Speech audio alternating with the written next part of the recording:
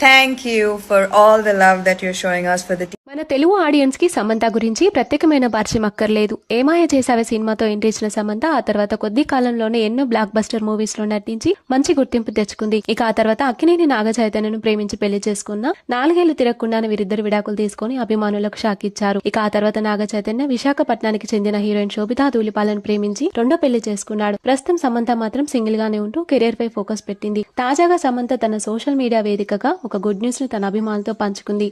సమంత గతంలో త్రాలాల movie pictures banners పై మొదటి ప్రాజెక్టుగా శుభం అనే మూవీని నిర్మిస్తున్నట్లు వెల్లడించింది. ఇక ఆ సినిమాతో సమంత నిర్మాతగా మారి మరో ముందడుగు వేసింది. అయితే తాజాగా ఈ సినిమాకు సంబంధించిన టీజర్ ను సమంత రిలీజ్ చేసింది. ఈ మేరకు సమంత తాజాగా తన సోషల్ మీడియా ద్వారా ఒక ఆసక్తికర పోస్ట్ పెట్టింది. మా చిన్న ప్రేమను మీకు అందిస్తున్నాను, పెద్ద కలలతో చిన్న జట్టు. ఈ ప్రయాణానికి మీరు మేము కలిసి సృష్టించినందుకు మేము చాలా కృతజ్ఞతలు. మీరు మా చిత్రాన్ని ఆస్వాదిస్తారని మేము నిజంగా ఆశిస్తున్నాం. నిజంగా ఈ జర్నీ నాకు చాలా స్పెషల్. శుభం భవతు అనే క్యాప్షన్ ని జత చేసింది సమంత.